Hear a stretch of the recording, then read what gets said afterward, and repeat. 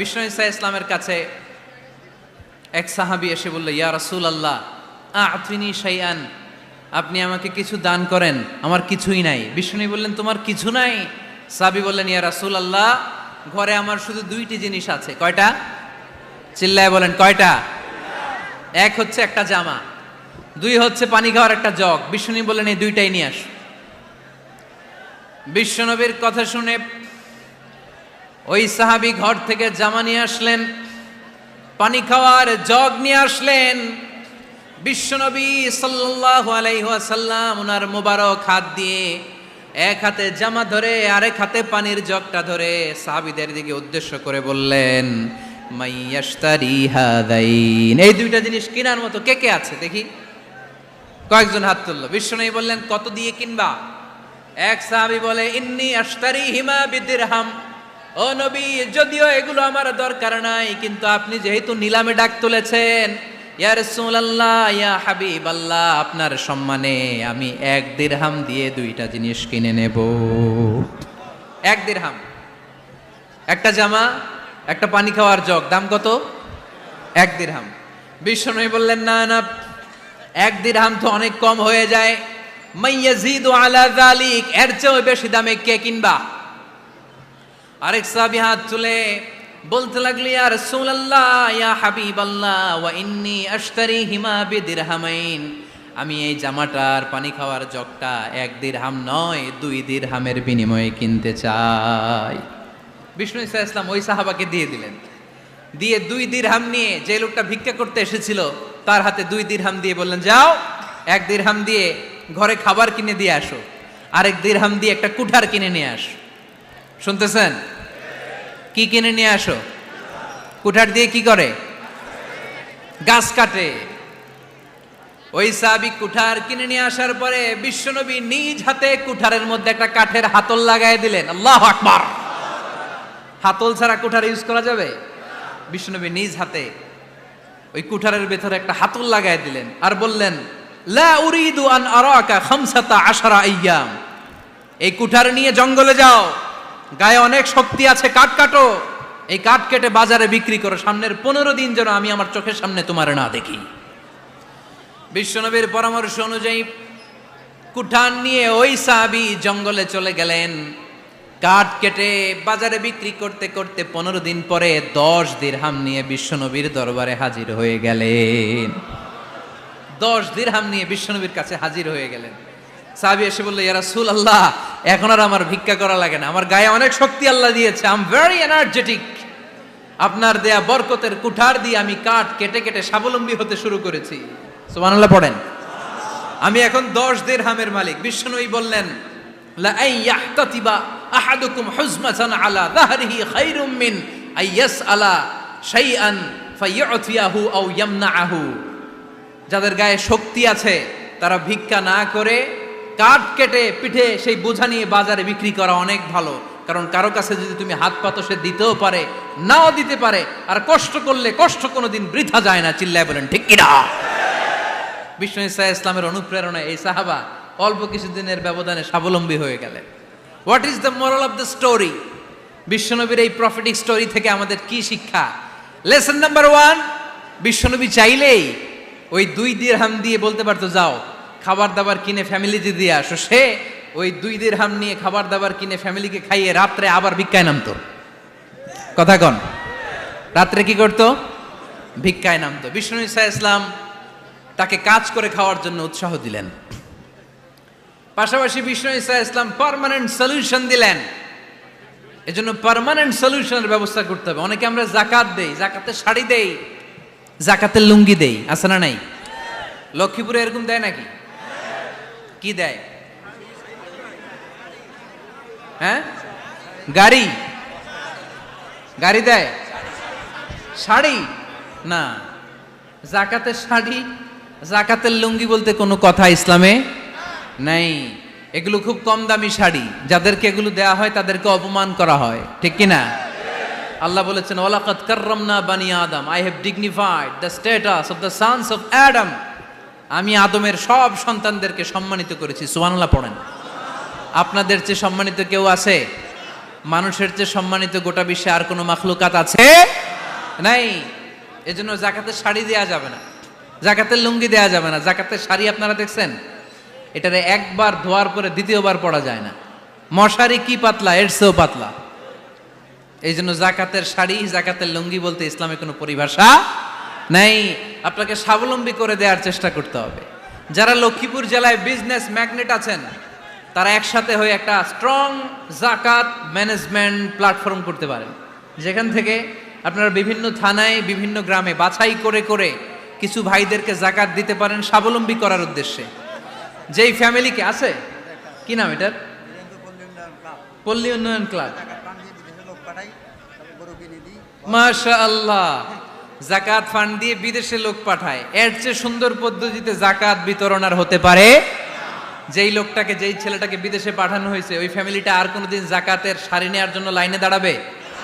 যেই ছেলেটাকে ওনারা অস্ট্রেলিয়ান গাভী কিনে দিছে, দুধ বিক্রি করে যেই ফ্যামিলিটা স্বাবলম্বী হতে শুরু করেছে, তারা আর কোনোদিন জাকাতের লাইনে যেয়ে দাঁড়াবে না। এজন্য জাকাত দিতে হবে স্বাবলম্বী করার জন্য। ইসলাম আমাদেরকে এটাই শিখিয়েছে, কাজ করে খেতে হবে। কাজে লজ্জা নেই, লজ্জা হচ্ছে অলসতায়। লজ্জা কিসে? আজকের আলোচনা থেকে এটা মুখস্থ করে নিতে হবে, কাজে লজ্জা নেই। লক্ষ্মীপুরের ইয়াংস্টারেরা শ্রমে লজ্জা নেই, পরিশ্রমে লজ্জা নেই, লজ্জা অলসতায়। লজ্জা কিসে? আরো জোরে। নবীরা কি এমনি এমনি বসে বসে খাইছে? কঠিন পরিস্থিতিতেও নবীরা পরিশ্রম করে উপার্জন করা লেগেছে, ঠিক কিনা? সাইয়েদনা মারিয়াম আলাইহিস সালাম, যার নামে আল্লাহ তাআলা কোরআনে একটা সূরা দিলেন, উনি পৃথিবীতে এমন একজন মহিয়সী নারী, যেই নারীর গর্ভে, যেই নারীর পেটের ভেতরে স্বামীর স্পর্শ ছাড়া সন্তান দিয়েছে কে? সাইয়েদনা ঈসা আলাইহিস সালাম পেটে আসলেন। মারিয়াম আলাইহিস সালাম লজ্জা পেলেন, হায় হায়, কেমন করে এলাকাবাসীদের কাছে আমি আমার মুখ দেখাবো? বিয়ে করি নাই, স্বামী নাই, বিয়ে হয় নাই, স্বামী নাই, কিন্তু পেটে সন্তান চলে এসেছে। হায় হায়, এলাকায় কেমনে মুখ দেখাবো? লজ্জায় পড়ে মারিয়াম আলাইহিস সালাম এলাকা থেকে চলে গেলেন। কি অবাক করে কাণ্ড!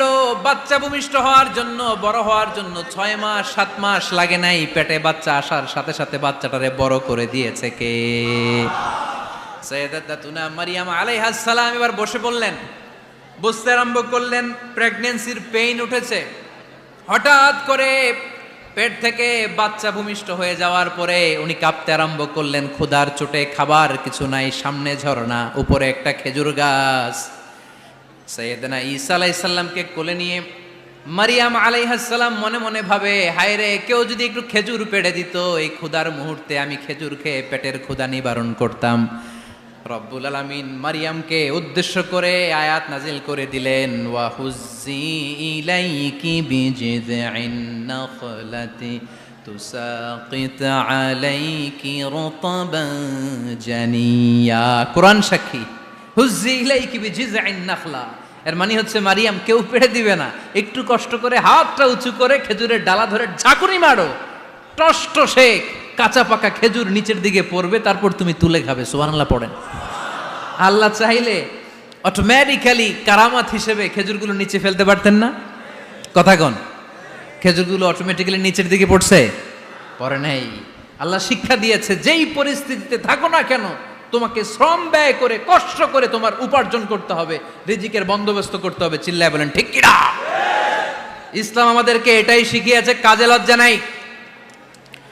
আবার বিশ্বনবী বললেন, ইন খামাতিস সাআ ওয়া ফি ইয়াদি আহাদিকুম ফাসিলাতুন, তোমাদের কারো হাতে যদি একটা চারা বীজ থাকে, সে যদি দেখে কিয়ামত হতে শুরু করেছে, ফাইন ইসতাতাআ আন ইয়াগরিসাহা ক্বাবলা আন তাকুমাস সাআ ফালইয়াগরিসহা, কারো হাতে একটা চারা বীজ নিয়ত করেছে, চারা বীজটা রোপণ করবে, ইন দ্য মিন টাইম দেখলো কিয়ামত হতে শুরু করেছে, বিশ্বনবী বললেন, যদি তোমার সুযোগ থাকে কিয়ামত হওয়ার আগে চারা বীজটা রোপণ করে দাও। কথা বুঝতে পেরেছেন? আপনার হাতে একটা চারা বীজ, আপনি প্ল্যান করেছেন এই চারা বীজটা রোপণ করবেন, ইন দ্য মিন টাইম দেখলেন কি হওয়া শুরু হয়েছে? ইযা জুলজিলাতিল আরদু জিলজালাহা, দ্য বিগেস্ট আর্থকোয়েক, ভূমিকম্প শুরু হয়েছে, কিয়ামত হয়ে যাবে। বিশ্বনবী বললেন, কিয়ামত হইতেছে ওদিকে, আর তোমার হাতে যদি চারা বীজ থাকে, দেরি করো না, কিয়ামত তোমার কাছ পর্যন্ত আসার আগে সুযোগ পেলে চারা বীজটা রোপণ করে দাও। ইসলাম শিখিয়েছে শেষ নিঃশ্বাস পর্যন্ত তোমাকে লড়ে যেতে হবে। এই পৃথিবীতে কেউ কাউকে জায়গা করে দেয় না, জায়গা করে নিতে হয়। এই পৃথিবীটা, the life is not a bed of roses, এটা ফুল বিছানো কোনো ফুল সজ্জা নয়, এটা কণ্টকাকীর্ণ। কেউ আপনার স্পেস করে দিবে না, কেউ আপনাকে সুযোগ করে দিবে না, কেউ আপনার জায়গা করে দিবে না, বরং আপনি জায়গা করে নিলে টাইনা নিচে নামাবে। কথা বলেন। এজন্য কখনো অলসতাকে স্থান দেয়া যাবে। রসুল বাত্তালি দুক্কানু শয়তান, অলস মস্তিষ্ক শয়তানের আড্ডা। অলস যদি কেউ থাকে এটারে টেনে বেঁধে কাজে নামাবেন, পারা যাবে? আলহামদুলিল্লাহ লক্ষ্মীপুরে এরকম অলস ছেলে পেলে নাই।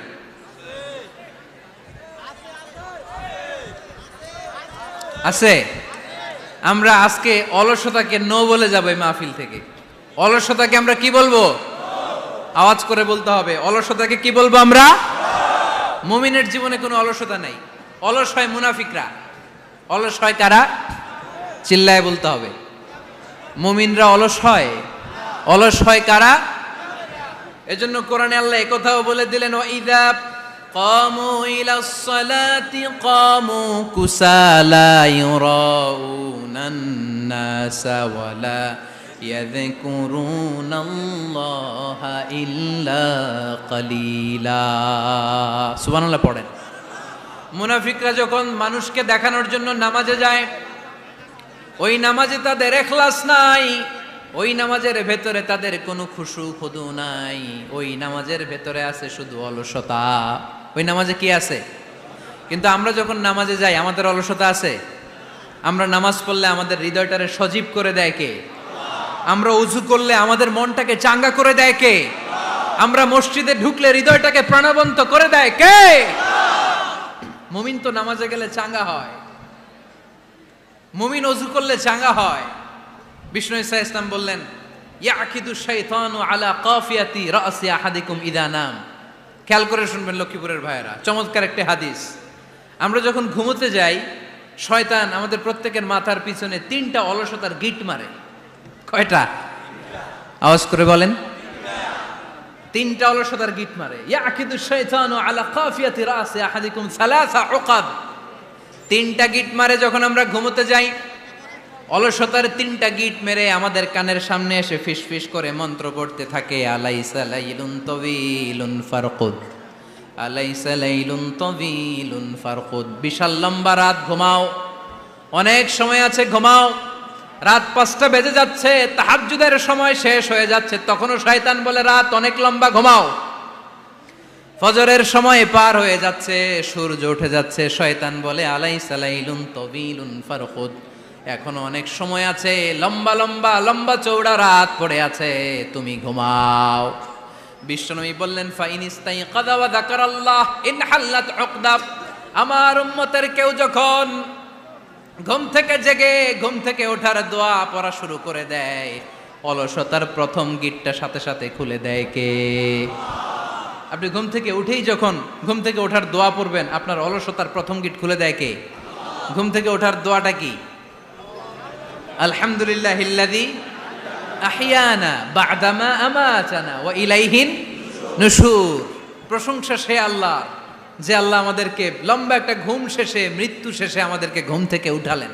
এই দোয়াটা পড়ার সাথে সাথে শয়তান যে 3টা গিট মারছে, ওই 3টার একটা খুলে দেয় কে? Fine তাওয়াদ্দা in হাল্লাত উকদা।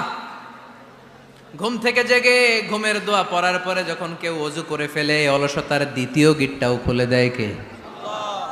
ওযু করার পরে ফাইন সাল্লাত ইন হাল্লাত উকদা, নামাজের মুসল্লায় দাঁড়িয়ে যখন নামাজ শুরু করে দেয়, অলসতার 3 নাম্বার গিটটাও খুলে দেয় কে? 3টা গিট যখন খুলে দেয়, বিষ্ণু ঈসা ইসলাম বললেন, ফাআসবাহা নাশীতাল কলব।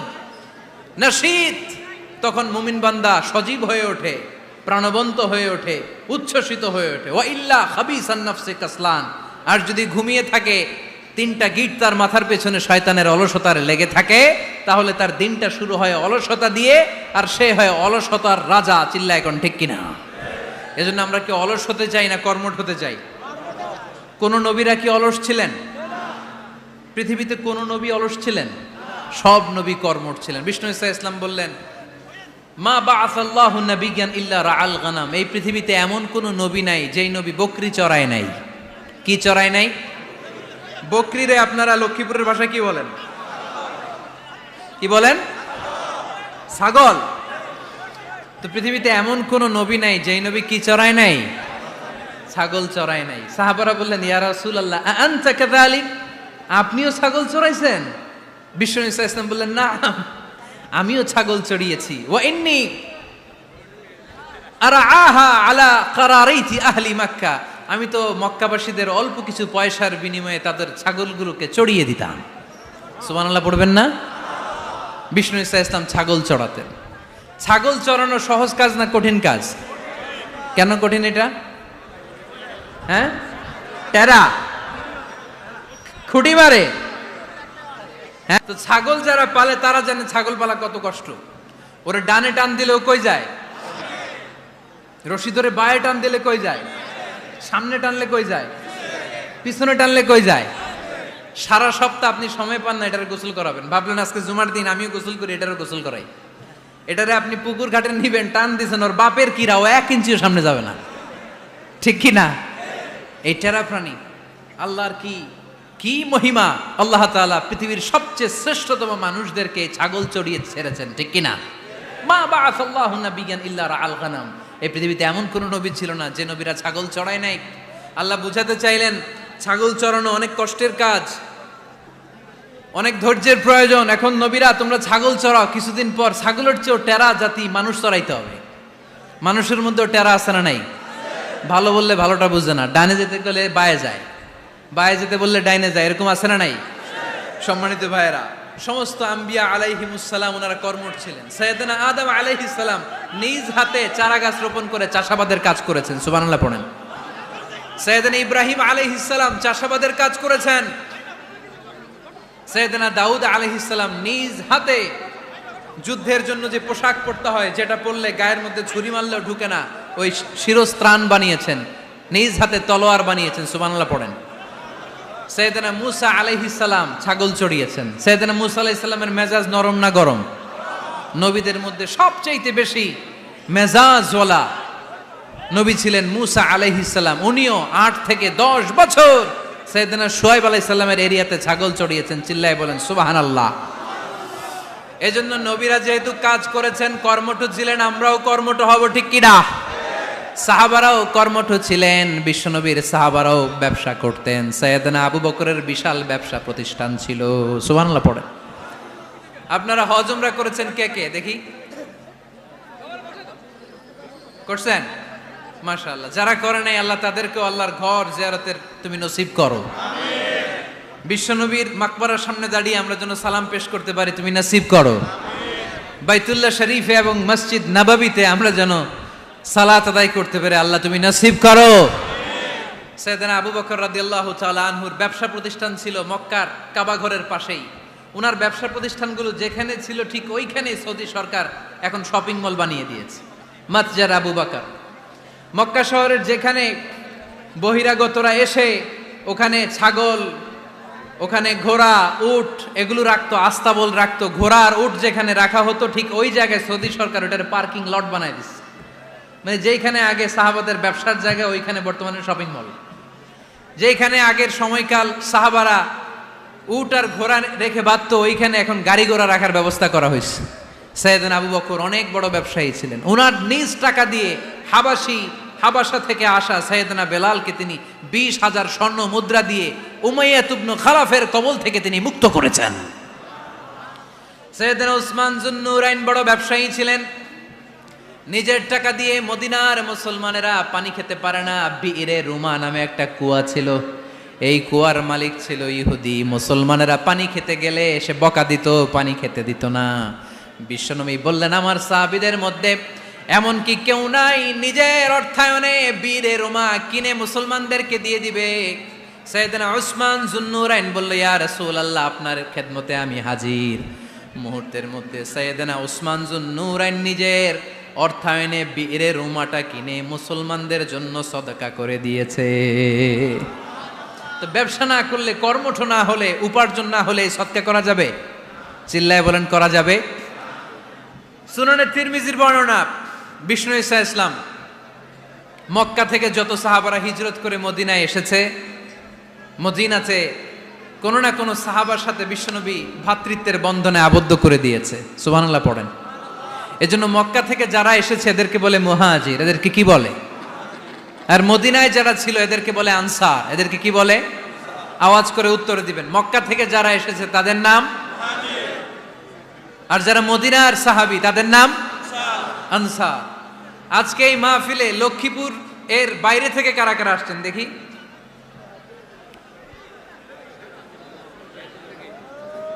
মাশাআল্লাহ মাশাআল্লাহ, অনেক আসছে। আল্লাহ ভাইদেরকে তুমি কবুল করো, হাত নামান। এই যে লক্ষ্মীপুরের বাইরে থেকে যে ভাইরা আসছে তারা লক্ষ্মীপুরের মেহমান, ঠিক কিনা? মক্কা থেকে হিজরত করে যে সমস্ত সাহাবারা এসেছিল তারা ছিল মদিনার মেহমান। বিশ্বনবী এক এক মক্কার সাহাবীকে মদিনার এক এক সাহাবীর সাথে ভ্রাতৃত্বের বন্ধনে আবদ্ধ করে দিলেন।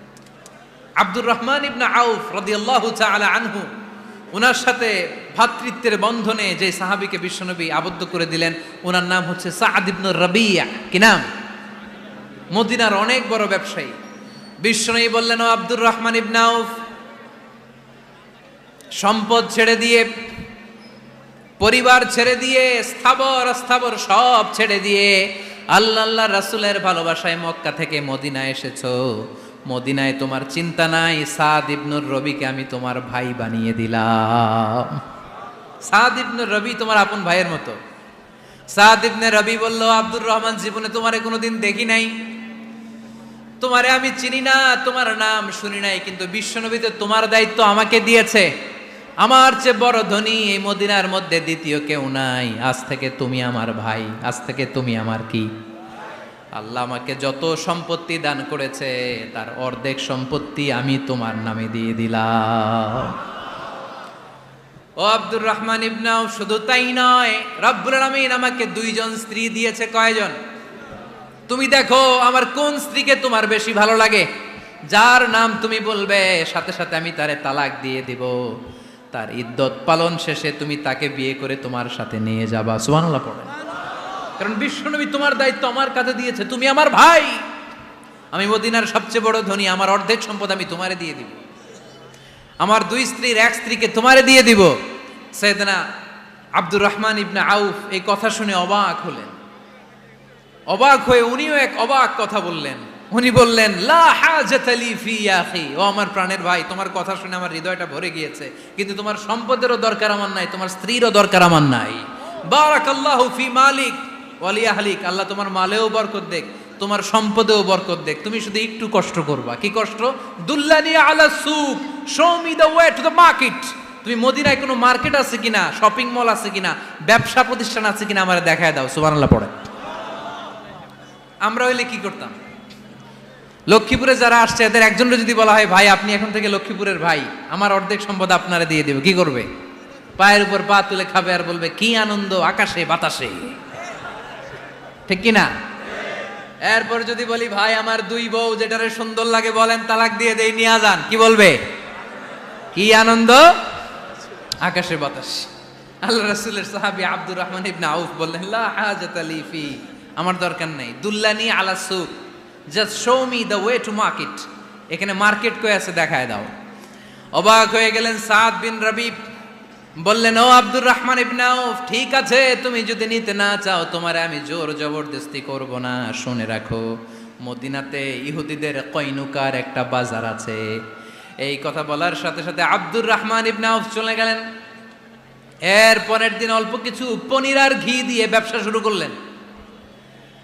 পনির আর ঘিয়ের ব্যবসা করতে করতে করতে করতে ব্যবসায় তিনি এত লাভ করলেন, উনি বললেন, আমি যদি কখনো মদিনার বালুর মধ্যে হাত দিতাম ওই বালুটারও সোনা বানায় দিত কে? দুল্লানি আলা সুক।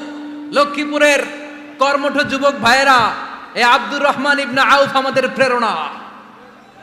উনি অন্যের ঘাড়ে পাড়া দিয়ে খেতে চায় নাই, আরেকজনের উপর ডিপেন্ডেন্ট বা নির্ভরশীল হতে চায় নাই। তিনি স্বাবলম্বী হওয়ার শিক্ষা, লেসেন কিয়ামত পর্যন্ত গোটা বিশ্বের যুবকদের জন্য রেখে গিয়েছে। চিল্লায় বলো ঠিক কিনা? দুল্লানি আলা সুক, show me the way to market. Market কোথায় দেখাও। পনির আর ঘি নিয়ে ব্যবসা করতে করতে কয়েক মাসের ব্যবধানে ইতিহাস সাক্ষী সাইয়েদনা আব্দুর রহমান ইবনে আউফ মদিনার বিশাল বড় বিজনেস ম্যাগনেটে পরিণত হয়ে গেলেন। চিল্লায় পড়েন আল্লাহু আকবার। এজন্য ব্যবসার ভিতরে বরকত ঢুকিয়ে দিয়েছে কে?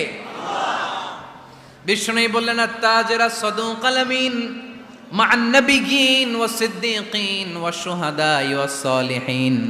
আমানতদার ব্যবসায়ী তারা সাধারণ কোনো মানুষ নয়, কিয়ামতের দিন নবীদের সাথে হাসর হয়ে যাবে।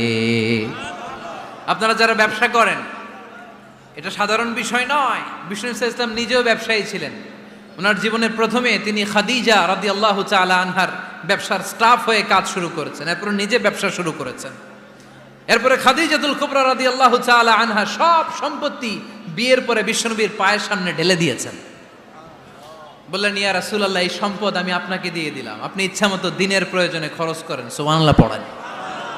এজন্য বিষ্ণু ইসলাম আমাদের জন্য উপমা, আব্দুর রহমান ইবনে আউফ আমাদের জন্য উপমা।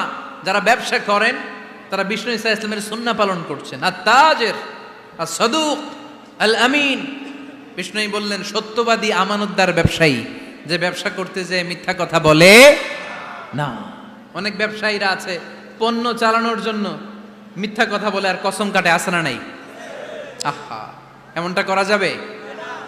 সকালবেলা স্ত্রীরে বলে, এই গরুগুলা বিক্রি করবো, তুই একটা দাম কত কমো? স্ত্রীরে শিখাই দিচ্ছে, এই গরুর দাম তুই 40,000। তো বউ বলে, ঠিক আছে, দাম কইলাম 40,000। তো এরপরে বাজারে যখন গরু বিক্রি করতে যায়, একজন যখন বলে যে ভাই এটা 30,000 টাকা দিয়ে কিনবো, কয় ভাই আল্লাহর কসম সকালে একজন 40,000 দাম কইছে, আমি দেই নাই। আছে না নাই? কৌশল করে। বউরে শিখাইছে সকালে, কই তুই দাম কর 40,000। তো বাজারে যে সকালে একজন দাম করছে, দাম করে কইছে 40,000 দেই নাই, আপনারা 30,000 কেমনে দেই? এরকম ডাকাইতে আছে না নাই? আলহামদুলিল্লাহ, লক্ষ্মীপুরে এরকম লোকজন নাই? আরে নাই, আমি কই নাই, এরা কই আছে। লক্ষ্মীপুরের মানুষ খুব ধার্মিক, আমি জানি। লক্ষ্মীপুর, নোয়াখালী, ফেনী এই বেল্টের লোকজন খুব আল্লাহওয়ালা। এদের মধ্যে আল্লাহওয়ালার সংখ্যা বেশি, এখানে আলেম ওলামা বেশি, এখানে মসজিদ মাদ্রাসা বেশি। এই জন্য এই জেলাগুলোতে আল্লাহর রহমতও বেশি। আল্লাহ, তুমি এই জেলার ছেলেপেলাদেরকে, এই জেলার লোকদেরকে তুমি কবুল করো, মা বোনদেরকে তুমি কবুল করো। সম্মানিত ভাইয়েরা, এজন্য আজকের মাহফিল থেকে আমরা যেটা শিখলাম সেটা হচ্ছে, পরিশ্রমে কোনো লজ্জা আছে? আমরা কাজ করে খাবো, ঠিক কিনা? Never under estimate any job. যুবক ভাইয়েরা, লক্ষ্মীপুরের যুবক ছেলেরা, শুনতেছ? এরকম আওয়াজ করতে হবে, কান খাড়া করে শোনো। Never under estimate any job.